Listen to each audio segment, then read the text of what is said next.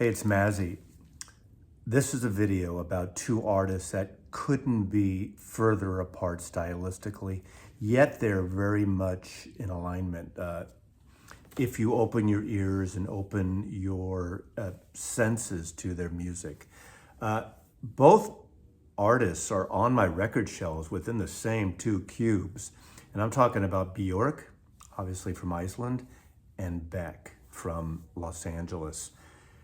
What is so similar about these artists, aside from their names starting with a B and both ending with a K, that's the obvious one, but they are so experimental in what they do in the confines of pop music. Obviously, Bjork has made detours further outside the realms of pop music, and Beck has sort of reinvented his albums and his sounds within that for the most part. And they overlap occasionally in some of their influences and some of their music, although they sound nothing alike. And I'm not trying to tell you that Bjork and Beck are anything alike, except for the time period. Now, this is going back 30 years. To me, these two artists, these are the most creative, influential, and original male and female artists of the last 30 years. Let me do a little background on these artists. First of all, let me start with Bjork. Bjork obviously came from the Sugar Cubes, an Icelandic band. She's from Reykjavik, Iceland. I got into this first album because of the single, the song Birthday. That was very, very different. I mean, in a way you could compare it to the Cranberries with the vocal style and everything, but this was a really great sort of post-punk, electric, pop album in essence, but what a wonderful album. Now they made 3 records before they split up. This is the hero, this is the debut, and this is the one that really launched them. And then they split up, but I just wanted to kind of plant the seeds and give you a little background from where Bjork came from. So Bjork puts her first debut album out, her solo album, in 1993, 30 years ago. And this is produced by Nellie Hooper, who had worked with Massive Attack, and it's a real mix of hip-hop, trip-hop, post-punk, electronic, and it's a fantastic debut album, and it's a really different sound than what she was doing with the Sugar Cubes. Now, this album opens up with the track Human Behavior, which is a take from Antonio Carlos Jobim, the Brazilian artist. And this was a very, very unique album at the time. So this is the first album by Bjork. And what's great about this album, it's a real diverse sound of genres. There's pop music, there's dance music, there's a little bit of neoclassical popping in that would really expand on later albums by Bjork, and also some show tunes. So this is a wonderful debut album by Bjork from 1993. Then in 1995, Bjork puts out Post, this album. This is probably, when all is said and done, my favorite record. And this is, again, one of those genre-mixed albums which has an amazing array of hip-hop, electronica, beats, a little bit of post-punk, but some drive-in rhythms in here. It opens up with Army of Me, which has this just really intense opening drum sound, massive drum and bass sound, which she samples When the Levee Breaks from Led Zeppelin. And that sets the tone of this record. What I love about this album, it has also some industrial beats to it. And I gotta say, both these artists, Beck and Bjork, have this really adventurous nature in their music. And these early albums came out during the grunge era, and they're the furthest from grunge, which was pretty big with Nirvana and Pearl Jam and Soundgarden and that whole thing. Again, more on the electronic side, more on the dance side, but Bjork, you gotta, really talk about her vocal range and the power of her vocals. Her voice is such an amazing instrument. She was very influenced by Kate Bush, by Brian Eno electronic, ambient styles. And this album really brings it together early on of what I love about her. Of course, she would get more adventurous, less commercial. And, like with Beck and Beck's audience, the audience, you know, would split a little bit depending on the sound of each particular record. Love this album, Post. This is Bjork. Again, one of my favorite records, a beautiful record. In 1996, Beck finally puts out his masterpiece, maybe? It depends. He's done a lot of things too, and he's an artist that splits people. But this is the one where it gels, and this was his first huge breakout album. And this is from 1996, and this is Beck, Odelay, co-produced with the Dust Brothers, who brought this kind of electronic hip-hop, a lot of sampling. There's a track on here, I think it's Jackass, that samples Van Morrison's version with them of It Ain't Over, Baby Blue, from the Them album, the Dylan song. And it's just a fantastic riff. And again, I love about Beck too, even when he gets into the psychedelic trip hop, hip hop mode, he keeps this kind of layers of acoustic guitars strumming too. Not always, but they mix. He's not, you know, unless you see him live and a couple of other albums, which maybe, you know, I'll talk about here, he has a very kind of yin-yang sound like these two artists where they go in these other alternative directions. But again, this is a fantastic album, huge breakout for Beck, and this is Odelay. I will say this album really led up to what he did on Odelay. This is Mellow Gold, and again, it's a mix of sort of psychedelic country, hip-hop. He comes from LA, and he's got that really influence of sounds and hip-hop stuff he was growing up with in Southern California. And the song Loser was the kind of the somewhat of a hit here that got a lot of radio play. Wouldn't be as big as what Odelay would, but this really kind of sets the tone. And I have to throw out a couple things. This album before this in 1994. Now, some of his records, including One Foot in the Grave. This is kind of a lo-fi home demo things of country and freak folk and you know, trip hop, which he does here too. This is Stereopathic Soul Manure. There's a lot of sound collages on here and some really cool things. So he was leading up to what he did in Odelay with all these other albums before that. And of course, this is where it gelled, at least commercially. But again, when you really think about it, it's not a very commercial record, but it's an appealing record and was very different when this came out in 1994. So what a time, almost 30 years ago, 29 years ago now. Beck and Bjork, again, they were kind of converging and coming together. And in my taste, when I was raising a son in the 1990s, a young child, these are albums that I would play a lot in the car. And my son reacted to the beats and the sound and the electronics and just the fun of these records, these early records by both these artists.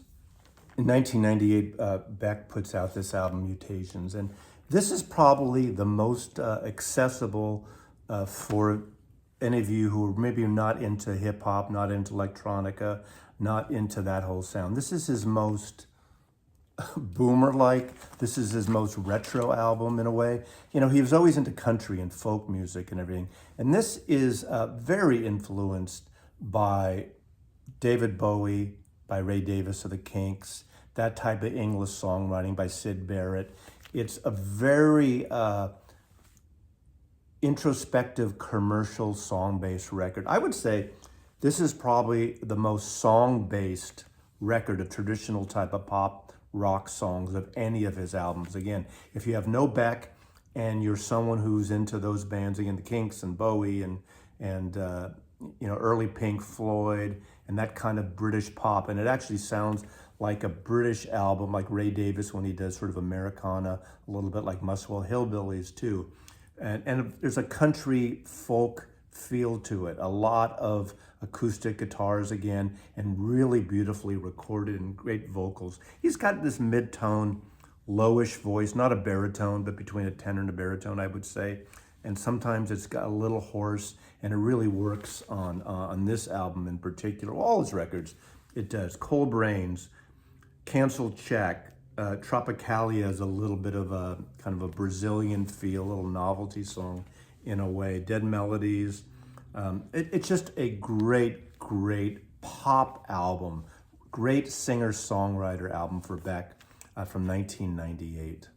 Okay, 1999, sticking with Beck. He goes full 360 on us, and he does something so funky, so soulful, so like there's a certain sense of humor in this song. This is Midnight Vultures, and I'm waiting for a repress or basically a vinyl version of this. The original vinyl is very rare and it hasn't been reissued yet. One of the his one album that I adore. My son and I would play this in the car all the time when this came out. This is a funky, soulful, sexy record. This really kicks it up a notch, a million notch. It's a dance record, it's a sex record, and it's beautiful. And I've said this before many times, this is the best record that Prince never made. This is basically it sounds like Prince, a lot of it. Not in terms of ripping off Prince, but the song Deborah and the funkiness of it. It's just a killer, soulful, sex lies, and nicotine and gravy, and that type of vocalizing with Beck. And this little skinny, short white guy from LA just really funkifies and solarized,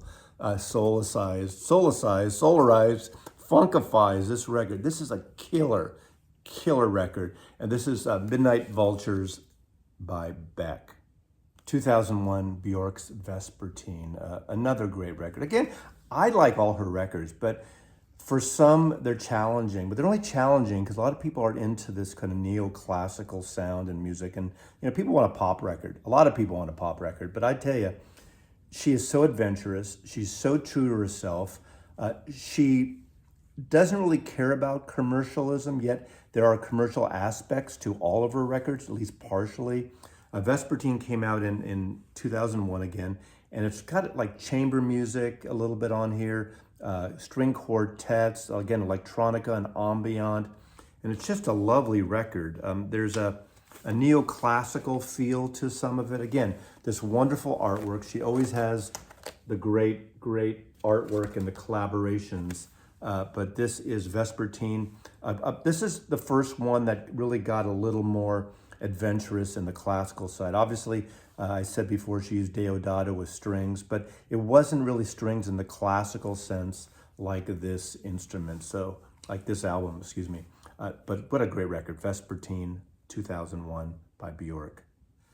It's easy to throw out the term masterpiece a lot with these two artists because I still think these two artists are the most important artists of the last 30 years, and both these artists deserve all this acclaim. And I'm not exaggerating this. I'm not over selling these two artists. Again, not for everyone. They go in these different directions. So after the funkiness of Midnight Virtues, Beck does like one of the best breakup records ever. This is Sea Change. This happens to be a double 45 MoFi edition, but any version you get of this album. This is an album very orchestrated, very arranged with some great, psychedelic-y, kind of funky guitars, very influenced by Serge Gainsbourg, Melody Nelson. In fact, this song here, Paper Tiger, takes exactly that. So he's sampling and he's recreating that. He works with his father, who is a jazz musician and an arranger, and works on this album with some of the orchestration. This is a mood piece. This is an ethereal, there's a mood to this entire album. It's, again, totally opposite of the funky shit he did on Midnight Vultures. But this, to me, is a perfect record. Now, as I said, this is where some of the Beck fans, like same with Bjork, veer off. Some like his experimental funkiness, his hip hop stuff, his trip hop stuff, later his dance music. He comes back and forth with all this stuff. But this is a mood piece. This is one of the most beautiful records in my collection. So this is, again, Sea Change by Beck. In 2004, Bjork puts out Medúlla. Now this is a record that really challenges her audience, and I love that about any artist. And some people may not get this, may not feel it, may not understand it. This is basically an a cappella record, and she's got the vocal strength and the imagination to really make it work. I mean, there's overlays. There is a little bit of percussion and music towards as it progresses a little bit, but pretty much it's all vocals. And for someone to make an entire a cappella record and make it work, there aren't the ink spots or something back in the 1930s or 40s.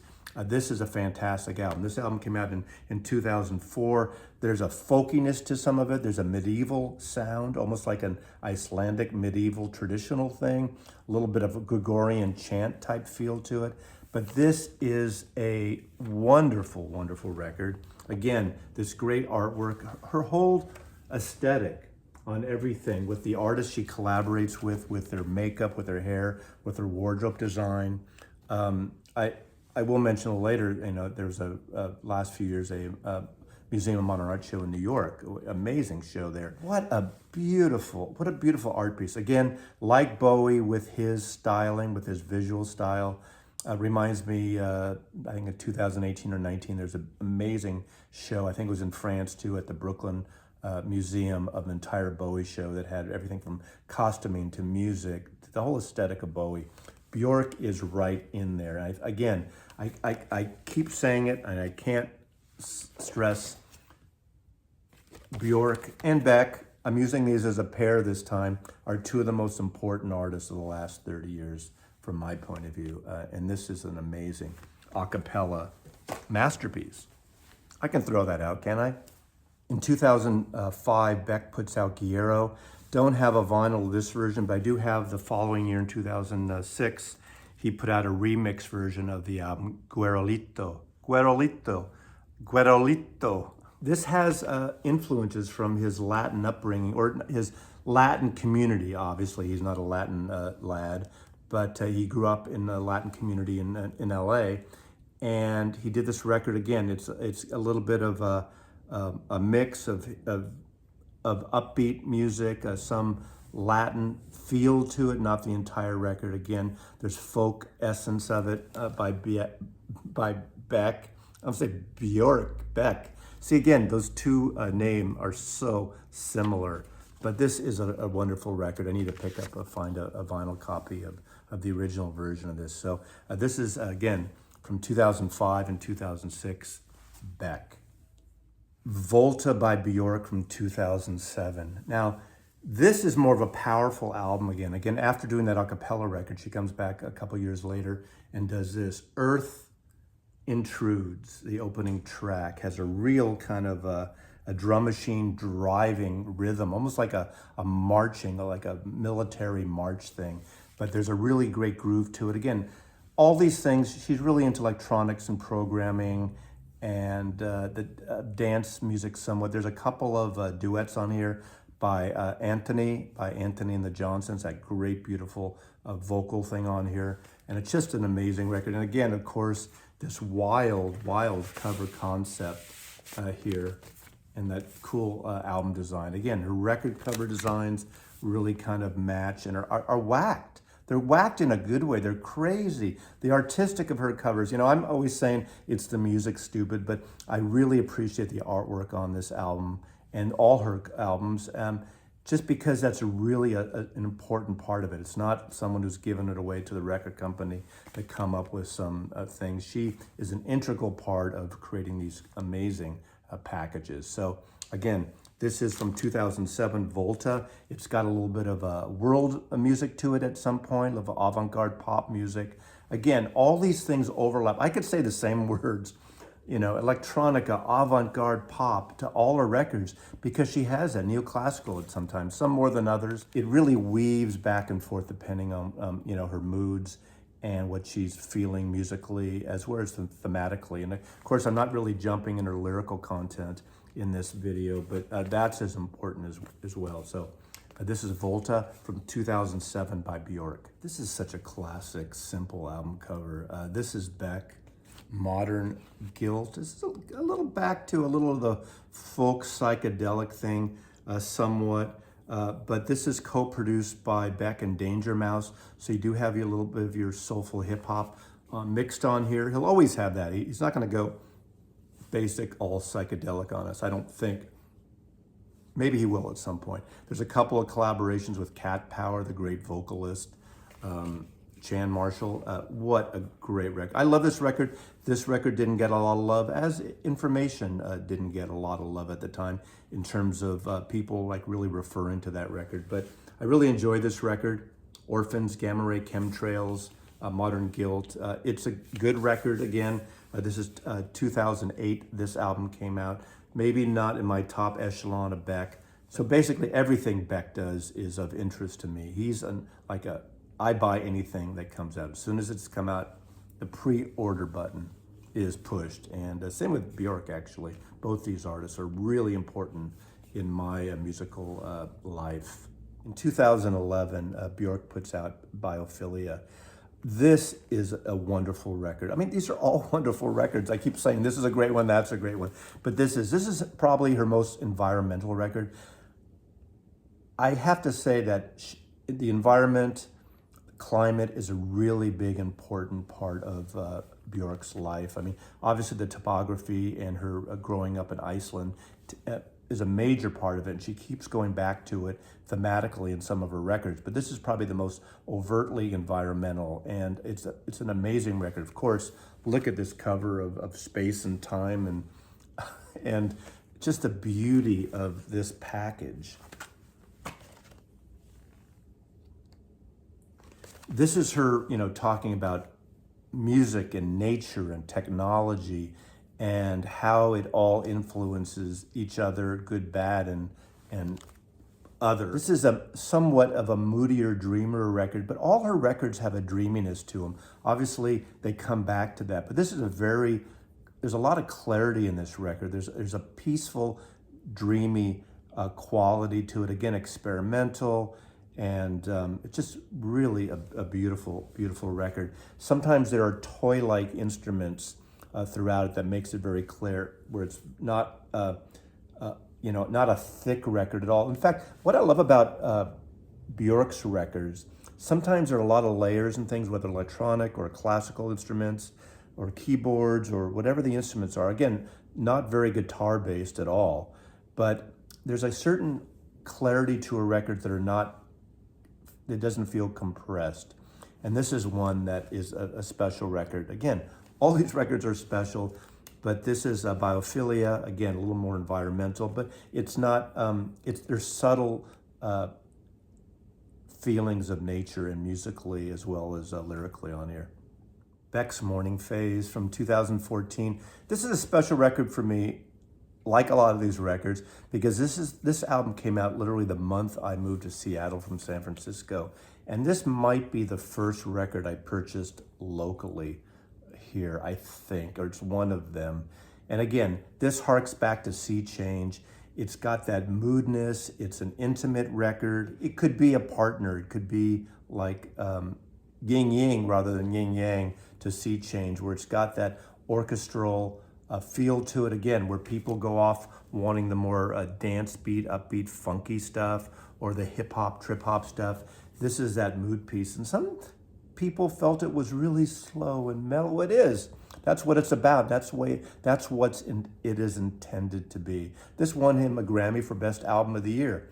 I mean, again, I'm not one of these proponents of Grammys or don't follow it, but it's such a special record. And it's a ethereal record. It's a Sunday morning. It's a Saturday night. It's an anytime record. It's just it touches your heart. It's a lovely, lovely record. Entire record again. It's got a low, slow mood to it. If you're one of those people that say, I want a fast song once in a while, I want a big beat, then we'll go into a ballad, that's okay. But I don't want, 40 minutes of slowness. That's what this is. But this is 40 minutes of gorgeousness, of beauty, of orchestrations, and with acoustic layers to it. Acoustic guitars orchestrated over it. Morning Phase, a brilliant album. Again, a perfect record by Beck in 2014. I think this came out in February when I moved to Seattle. Bjork's Vulnicura came out in 2015. This, again, is an ambient electronic album. This is an emotional album, in a way like Beck's Sea Change. That was his breakup album. This is the album that Bjork wrote when she broke up and got divorced from Matthew Barney, the artist and filmmaker. And so it's got an emotional charge to it from her. There was so much going on in her life when this happened. This album also was a preparation of her show at the Museum of Modern Art in New York, this massive sort of overview of her life's work, her art, her costuming.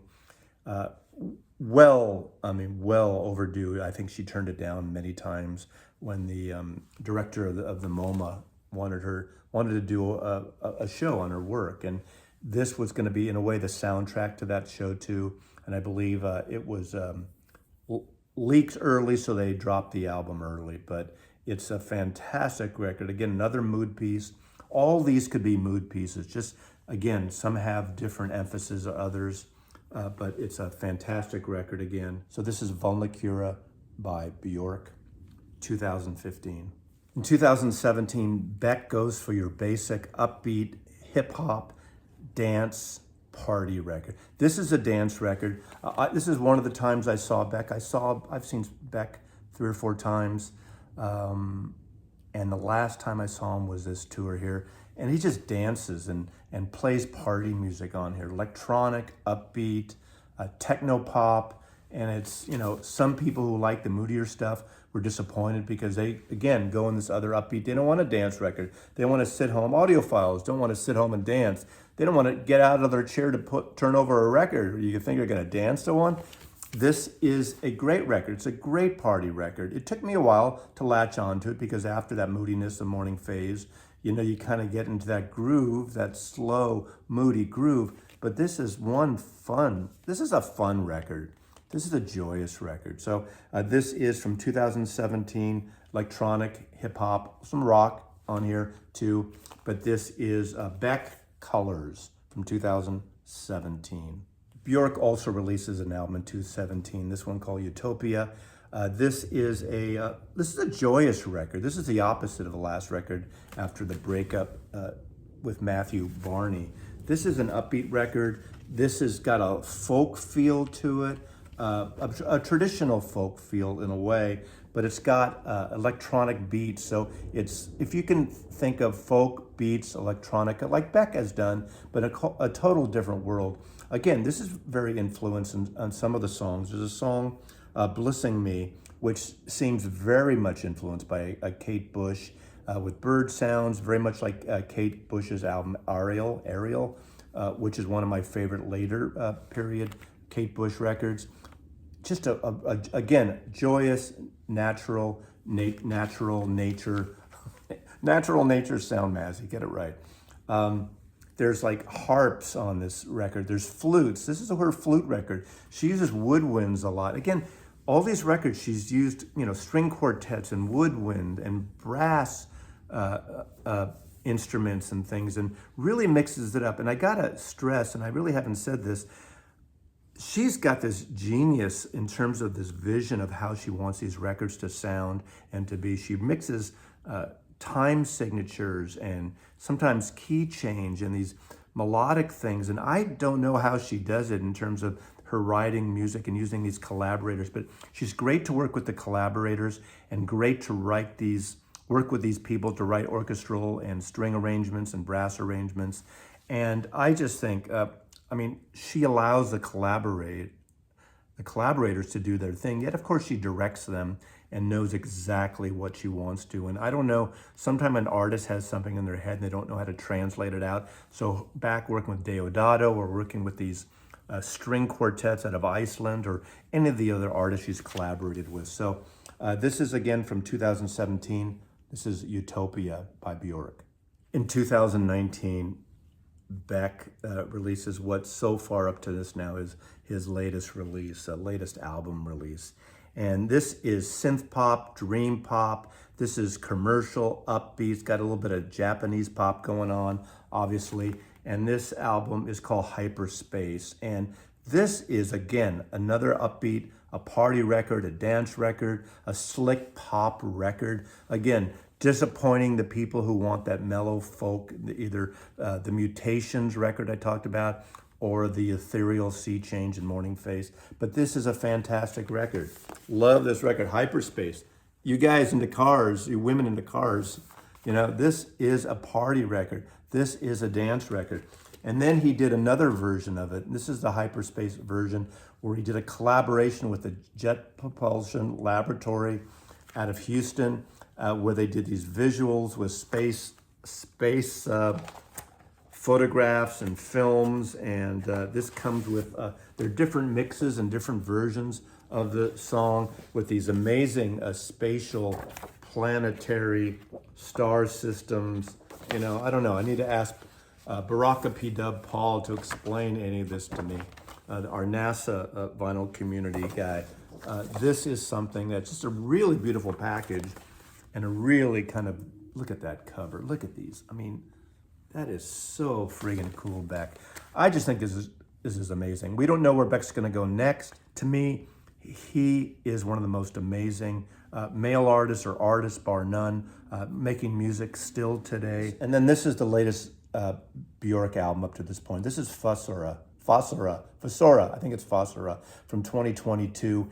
And this is, you know, a lot of artists have come out of the pandemic with music, some very inspired. Obviously, music is of isolation, of loneliness. This is a lovely record, of course, again, with this amazing cover art and animation. I mean, her videos are worth checking out as well.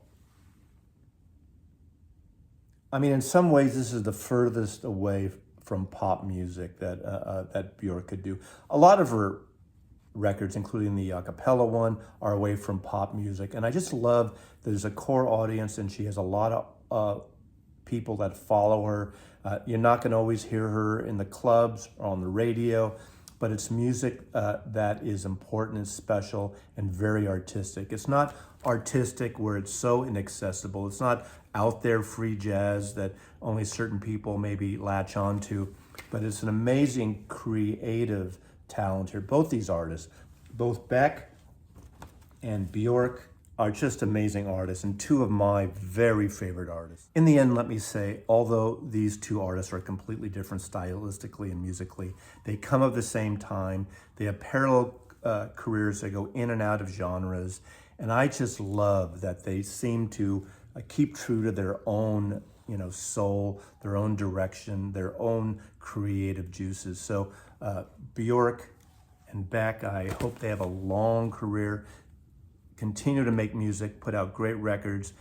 I hope you enjoy this. Go check their music out online. But also you have to give it some time. You have to, you know, allow yourself to be immersed in most of these records. Some are easier than others to digest, and some are not for everybody, and that's fine too. So thanks for watching, and I really appreciate it. Mazzy loves you.